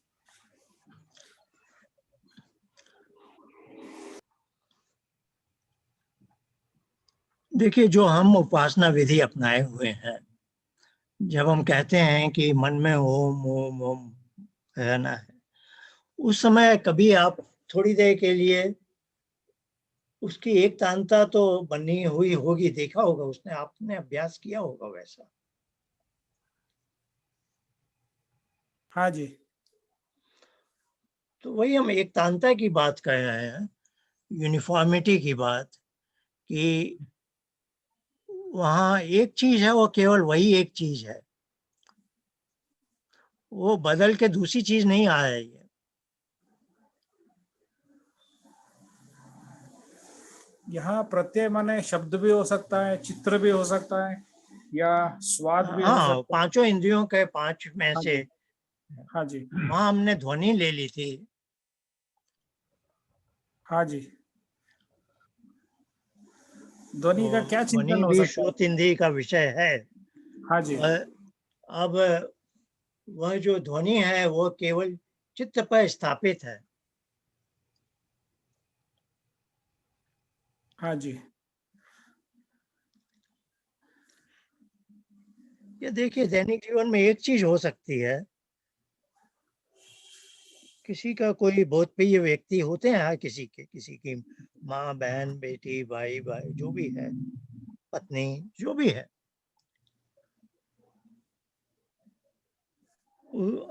आप एक समय कोई और चीज आपको परेशान नहीं करिए, आप शांति से बैठे हुए हैं, व्यक्ति के बारे में विचार कर रहे हैं, और विचार करते करते समझिए आप एकदम उस व्यक्ति में खो जाएं। ऐसा कुछ आपके जीवन, हर मनुष्य के जीवन में कभी ऐसी परिस्थिति आई होगी। हाँ जी। तो वो जो अवस्था है, वहाँ वो व्यक्ति विशेष है, जो भी आपका प्रियतम है उस समय, उसकी जो व्यक्ति है, आप उसमें खो गए हैं, और कभी कभी ऐसा लगता है कि जैसे ये क्षण मुझसे कोई छीन न ले, क्योंकि हाँ आप जी। उसमें खो गए हैं और खोए रहना चाहते हैं थोड़ी देर के लिए, हम्म। क्योंकि वो जो एक अनुभूति है उससे आपको कुछ संबल मिलता है, जो भी है। हम्म। तो ये एक उदाहरण हो सकता है दैनिक जीवन का, कि जब आप एक चित्तवृत्ति स्थापित करते हैं विलफुली, अपनी इच्छा से, और उसमें कुछ क्षण आप उसमें खो जाते हैं। आचार्य जी, आचार्य जी, हाँ जी। नमस्ते। जब ये परमात्मा ज्योति स्वरूप है, ज्योति रूप है ना, तो जैसे सवेरे का सूर्य उदय होता है, वो ज्योति है, उसका हमको पता है कैसे होता है, गोल्डन व्हाइट लाइट है, उसी का हम ध्यान करें, हम भी वो ज्योतिर्मय हो रहे हैं। जब जैसे आपने कहा कि प्रभु आपको अपनी गोद में ले रहा है, मैं वो हो रहा हूँ, वो मैं हो रहा हूँ, तो हम सोच रहे हैं कि हम उसका आभास करें, विजुअलाइज, आई एम लाइट, जैसे राइजिंग सन है, और प्रभु भी लाइट है, वो लाइट है ना, वो प्रभु की लाइट ही आती है मुझ में सूर्य से। तो देखिए, मैंने भी इसका अभ्यास किया, थोड़ा सा अभ्यास है, तो अपना आप ज्योतिर्मय हो जाता है, शरीर नहीं रहता है, और आप उसी प्रभु की लाइट में खो जाते हैं, जिसका मान मिलता है। बिल्कुल। और विचार बहुत कम आते हैं, आ जाते हैं फेंकली विचार, पर वो निकल जाते हैं। तो आप ज्योतिर्मय है तो उसकी गोदी में है, बिल्कुल ज्योति जैसे उसका आवाज हो रहा है, बस वही लाइट ही लाइट हो जाती है उसमें, काफी देर तक रह जाते हैं उसमें। आपने जो और कोई कहा, नहीं आपने देखिए, नहीं आता। एक चीज है उपासना के मोटिवेशन। उपासना के मोटिवेशन में ये सब आइडियाज हैं जो बोले जाते हैं, जो हम पुस्तकों में पढ़ते हैं। इनसे हमें मोटिवेशन मिलता है कि उसके ज्योतिमय रूप में हम खो जाएं। आपने जो कहा बिल्कुल सही है। पर जब आप उपासना करने लगते हैं और यही विचार आप विचारने लग जाएं, तो आप हमेशा विचार में रहेंगे, आप उपासना में नहीं जाएंगे कभी। It's a very positive thought, but you will always be lost in this thought. आप उस ज्योतिमय में जुड़ नहीं पाएंगे कभी, है ना। जैसे वो नहीं, तोते ने बोला, शिकारी आएगा, दाना डालेगा, जाल बिछाएगा, दाना डालेगा, फंसना नहीं। तो उसे मालूम है, लेकिन वो यही बोलते बोलते फंसता भी जाया, क्योंकि उसको मीनिंग उसने और आत्मसात नहीं किया।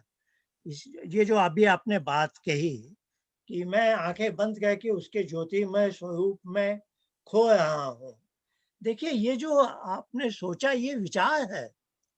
आप आंख बंद करके ये विचार कहते रहेंगे तो आप विचार ही कहेंगे, आप उसके ज्योतिमय रूप में खो नहीं जाएंगे कभी।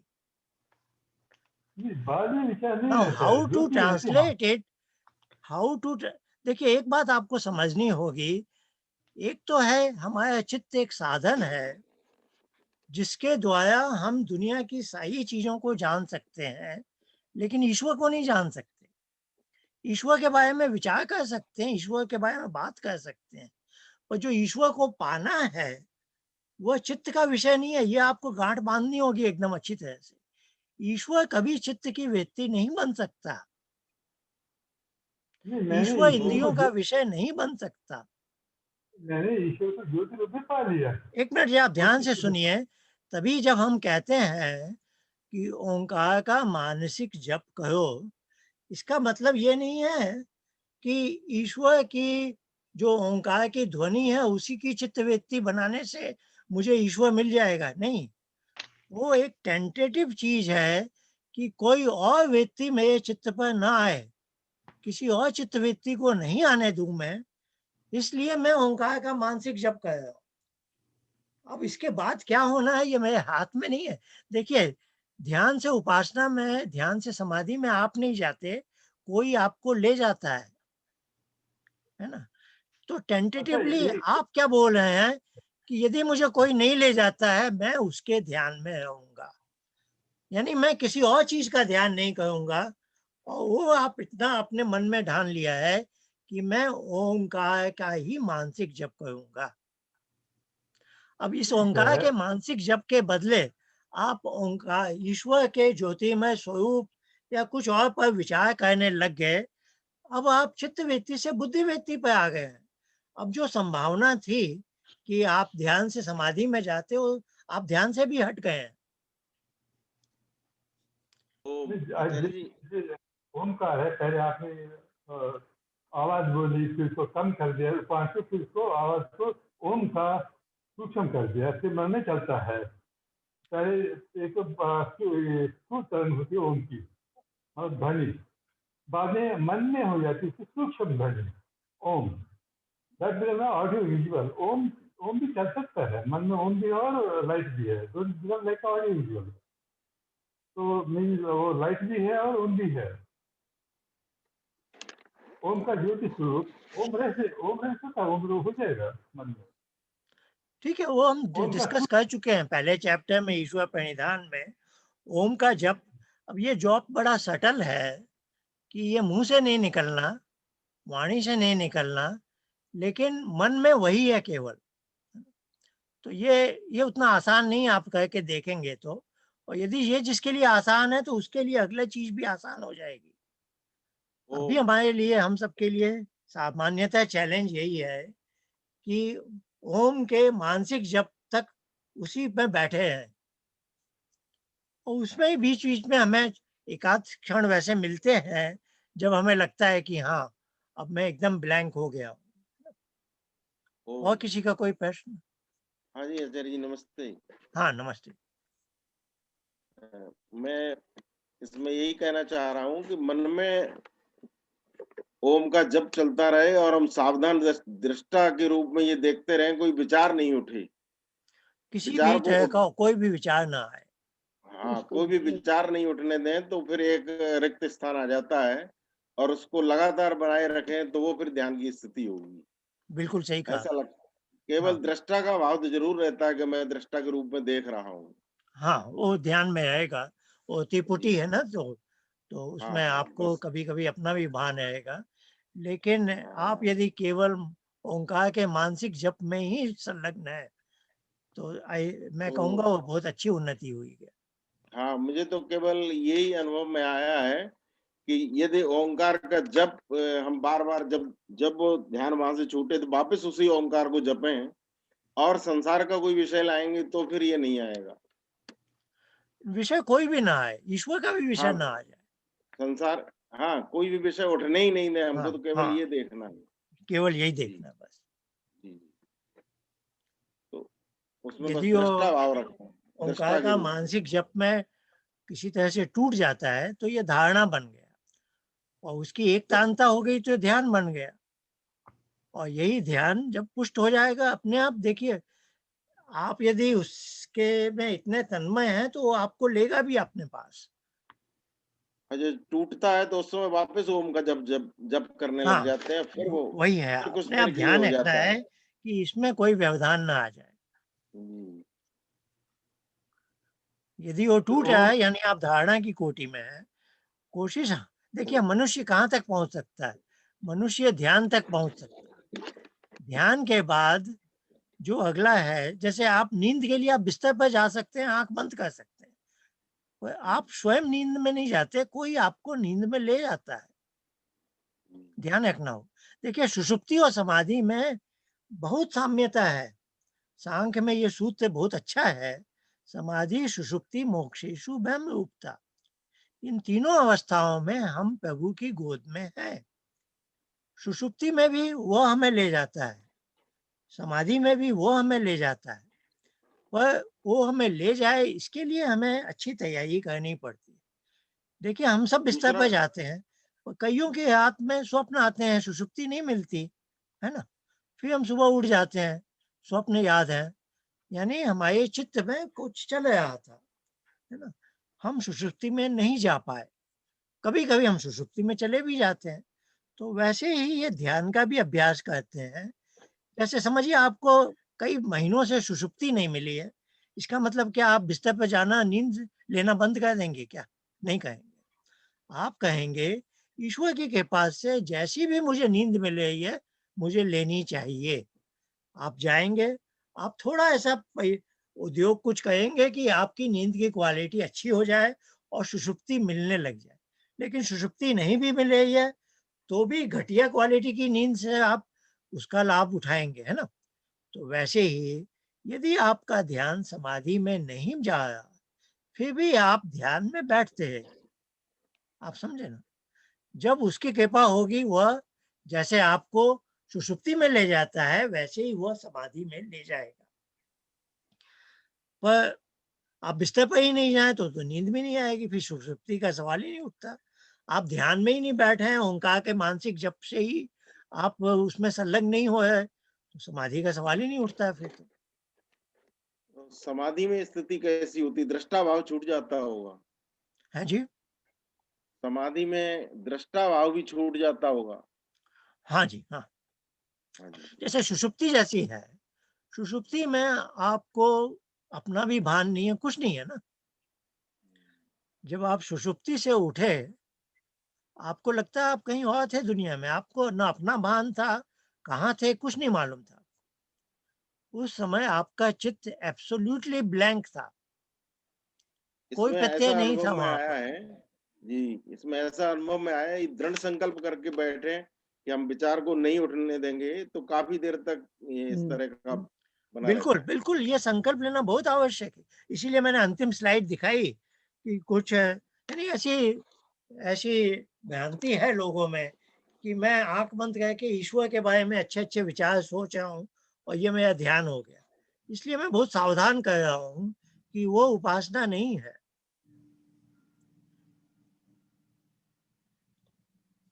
उपासना पर अच्छे अच्छे वेद बनते हैं, वो भी उनका पाठ करने से उपासना नहीं होती, उनका पाठ करने से उपासना का मोटिवेशन मिलता है।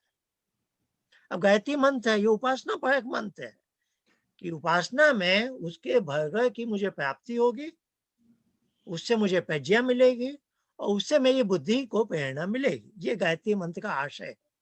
यह उपासना में प्रेरणा देने का मंत्र है।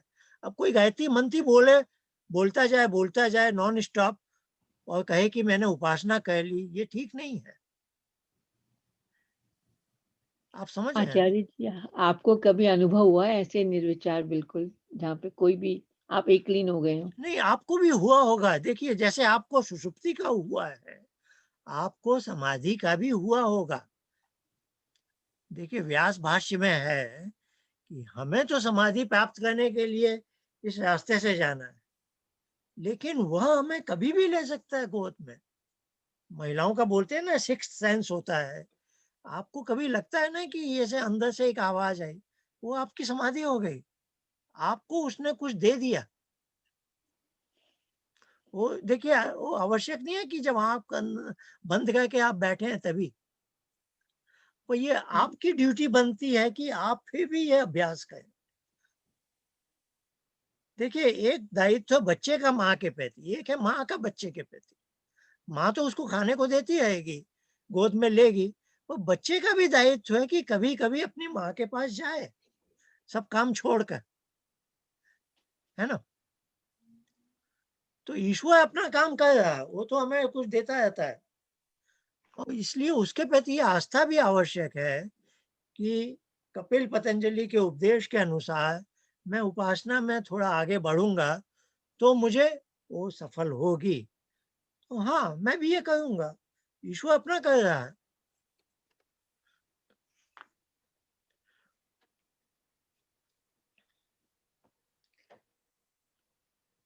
और कोई प्रश्न?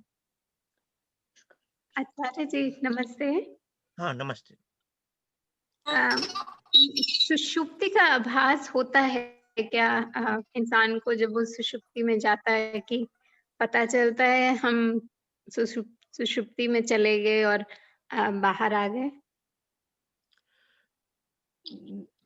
देखिए, सुषुप्ति और समाधि में साम्यता है बहुत सी, थोड़ा अलग भी है, दोनों अलग चीजें हैं। तो मुख्य अंतर वही है कि सुषुप्ति के क्षण में मुझे नहीं पता चलता कि मैं उसके आनंद स्वरूप भाव में हूँ, ये आभास नहीं होता। बाहर आने पर हाँ, मुझे बहुत अच्छी चीज मिली थी। समाधि में क्या है, जो महर्षि दयानंद बाबा लिखते हैं, उसके आनंद स्वरूप भाव में मग्न होना, इसका आभास हो जाता है, इसका रियल टाइम टेस्ट मिल जाता है। सुषुप्ति में उसका आफ्टर इफेक्ट मिलता है। चीज दोनों एक ही है, लेकिन उसमें उस समय जैसे मेरी सेल्फ अवेयरनेस नहीं है, मुझे नहीं पता मैं कहाँ हूँ। और समाधि में इसीलिए हम लेट कर नहीं कहते, हम बैठे हुए होते हैं कि I want to preserve my self awareness, है ना। तो समाधि, जो ये वेद का ज्ञान हुआ था ऋषियों को, वो समाधि में वही निर्विचार कैसे कैसे वो सब कैसे हुआ था? वो कौन सी अवस्था में उन्हें वेदों का ज्ञान ईश्वर ने दिया? वो उनके चित्त की अवस्था उस समय निरुद्ध हो गई थी, चित्तवृत्ति निरोध। यानी देखिए, आपकी स्लेट खाली होनी चाहिए, तभी परमात्मा कुछ लिखेगा उस पर, है ना। तो उनके चित्त की अवस्था निरुद्ध अवस्था थी, जिसको समाधि अवस्था बोलते हैं। और उस समय परमात्मा ने चित्त को एज ए मीडियम लिया, उनके चित्त पर वह सारा ज्ञान स्थापित कर दिया।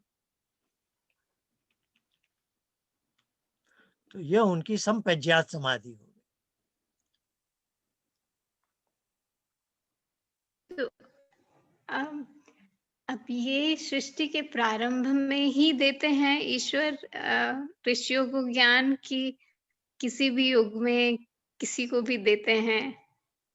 पतंजलि का ये जो सूत्र हमने देखा था, हम अभी फिर से देख सकते हैं इसको।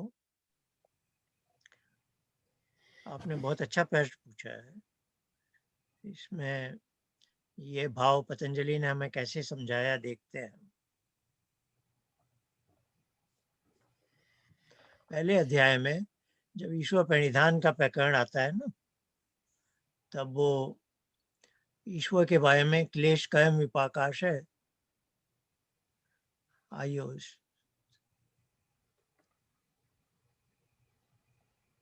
हाँ, ये 26वां सूत्र आप देखिए ध्यान से, बहुत अच्छा है। वो कह रहे हैं पूर्वेशाम अपि, ईश्वर के बारे में ये प्रकरण है। 24वें से ईश्वर की, इसको बोलते हैं ईश्वर की अनुवृत्ति है, जो 24वें से 29वें तक चलेगी। तो ईश्वर के बारे में उसके क्लेश कर्म नहीं है, ऐसे ऐसे वह सर्वज्ञ है। 25वें में बताया कि 26वें में कहते हैं कि पूर्वेशाम अपि, पहले के भी। अभी बोल रहे हैं वह मेरा गुरु बन सकता है, यानी हम सबको बता रहे हैं कि ईश्वर हमारा गुरु है, जैसे कि वह पहले के ऋषियों का था।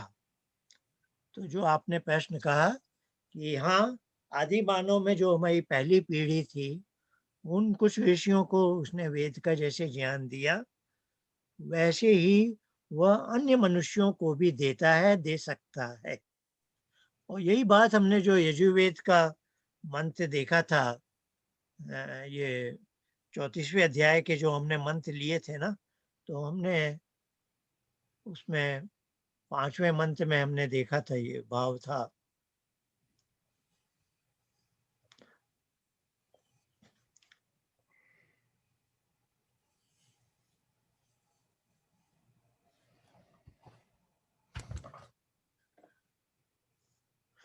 ये संप्रज्ञात, तो यही वेद मंत्र वाली बात ही थी उसमें। जैसे इस मन ऋग्वेद या सामवेद यजुर्वेद का वो स्थापित प्रतिष्ठित किए गए थे, वैसे ही तुम्हारे चित्त में भी मैं दे सकता हूँ, है ना। ये संप्रज्ञात योग की, यानी ये सारी हलचल कम हो जाए, ये चित्त मेरा खाली हो गया है। अब देखिए, खाली स्लेट पर ही कोई लिख सकता है ना, तो जब आपकी चित्त की वृत्तियां सब हट जाती हैं, तभी होता है। इसीलिए इस बात पर योग की परिभाषा ही बताई गई है, चित्त वृत्ति निरोध। तो ये हमारे दैनिक जीवन में भी होता है कि कभी कोई चीज हमने कभी सुनी नहीं थी या कभी पढ़ी नहीं थी, और अनायास ही एक जैसे एक फ्लैश आ जाता है, और हमें बड़ा विश्वास होता है ये बात सही है ना। ये दैनिक जीवन में प्रतिदिन नहीं, लेकिन हर किसी के जीवन में ऐसा कभी हुआ है। आपको बस थोड़ा खोजना होगा कि कब हुआ था, किस क्षणों में। और प्रायः देखेंगे आप कि वे क्षण वैसे होते हैं जब आपका चित्त, जब आप बहुत से खुजला रहे हैं, बहुत सोच विचार में हैं, तब वैसा नहीं होता है। जब आप एकदम खाली हैं, है ना, सुबह उठ के ऐसे ही कहीं टहल रहे हैं या घर में, एक एक अलग परिस्थिति होनी चाहिए, तब ईश्वर आपको कुछ संदेश देता है कभी। आचार्य जी, एक प्रश्न है। जी, धन्यवाद आचार्य। जी, तो आर्य समाज के कई विद्वान मन को ही चित्त कह देते हैं, तो महर्षि दयानंद का इस संबंध में क्या प्रमाण है? बुद्धि को जैसे चित्त मानते हैं, बुद्धि महर्षि दयानंद का हमने वही देखा था सत्यार्थ प्रकाश के नवे समुल्लास में, वो जो पंचकोश का वर्णन कहते हैं, तब चित्त को उन्होंने बुद्धि के साथ गिना है विज्ञानमय कोश में। तो ऐसे तो ईश्वर बहुत दफा संकेत देते होंगे, पर हम लोग रेडी नहीं होते होंगे वो संकेत लेने के लिए, नहीं संदेश देते होंगे, नहीं हमारी तैयारी में कमी होगी ना।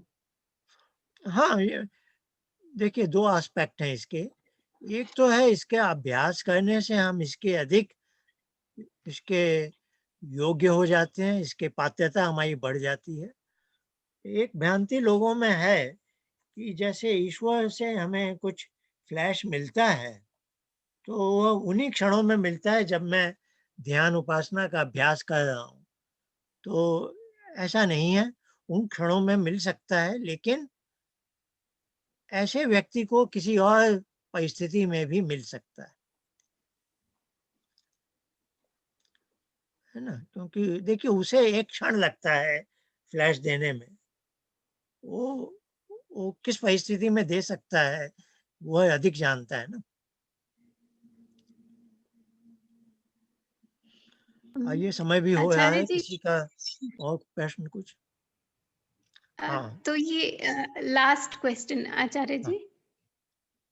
तो बोलिए। ये जो सूफी सूफी सेंट्स होते हैं, या जैसे हमारी मीराबाई हुई, हाँ, तो उनकी जो भक्ति योग समझ कहते हैं ना लोग कि भक्ति हाँ, योग होता है, हाँ जी। तो वो भी ईश्वर का बहुत उनको आभास हुआ होगा अपने इस तरह की उपासना कर।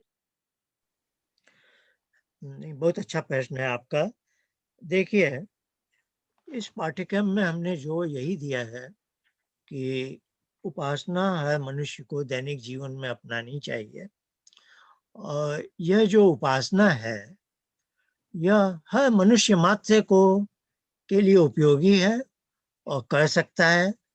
यह इतनी सहज है असल में, जैसे एक बच्चे का माँ की गोद में जाना। और यदि किसी के लिए कठिन है, तो वह इसलिए है कि हम बड़े होकर अब जो बाल सुलभ हमारा स्वभाव था, वैसा अब नहीं है।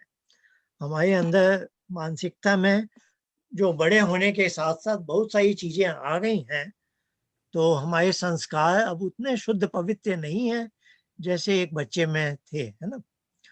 तो हमें समस्या इसलिए नहीं हो रही है कि उपासना विधि को समझना। उपासना जैसे किसी बच्चे को कभी सिखाया नहीं जाता है कि माँ की गोद में कैसे जाना है, और हर बच्चा स्वभावतः जाता है। इसमें ये एक स्वाभाविक नैसर्गिक प्रक्रिया है। उतना ही स्वाभाविक है ये उपासना में जाना। पर इस पाठ्यक्रम में इसके अलावा हमने एक और चीज़ की है कि उपासना योग की जो सैद्धांतिक पक्ष है, सैद्धांतिकी है, जो थ्योरी है, उसको भी पुष्ट रख के प्रस्तुत किया है। क्योंकि हम सब प्राय आर्य समाज से जुड़े हुए हैं, और आज का एक बौद्धिक व्यक्ति प्रायः कोई चीज़ को तब तक नहीं अपनाता है जब तक उसको बुद्धिपूर्वक वो चीज़ ठीक सही नहीं लग जाए। तो इसलिए हमने कपिल पतंजलि के सूत्रों के माध्यम से उपासना विधि को पुष्ट करने का यत्न भी किया है। और इसका ये आशय नहीं है कि बहुत बुद्धिजीवी व्यक्ति ही उपासना करता है, बल्कि इसकी उल्टी बात है, बुद्धिजीवी व्यक्ति के लिए उपासना कठिन है। मुश्किल। एक साधारण सीधा-साधा मनुष्य है, उसके लिए उपासना बहुत आसान है ना? तो जो आपने कहा कि उपासना हर मनुष्य के लिए, मजदूर, किसान, आप यानी हर मनुष्य, उसका नैसर्गिक स्वभाव है, अधिकार है, और उसको करना चाहिए। और मेरे ख्याल से जो कम पढ़े लिखे शुद्ध आत्मा है, उनके लिए ये बहुत आसान है। तो आपने जो भक्ति वाली बात कही, तो ये वैसे संत महात्मा हैं, जो पवित्र आत्मा है, भले ही इन्होंने सांख्य योग दर्शन के वैसा विशद अध्ययन नहीं किया होगा। देखिए उपासना विधि असल में देखिए बच्चे का माँ की गोद में जाना, ये एक स्वाभाविक चीज़ है। इसके लिए उसको कुछ पढ़ना नहीं, सीखना नहीं पड़ता। नहीं, हमें भी कुछ सीखने की ज़रूरत नहीं है असल में। उपासना विधि इतनी आसान है कि भई ओंकार का मानसिक जप कहते हैं, और इससे इससे ज़्यादा, इससे आसान क्या चीज़ हो सकती है आपके लिए?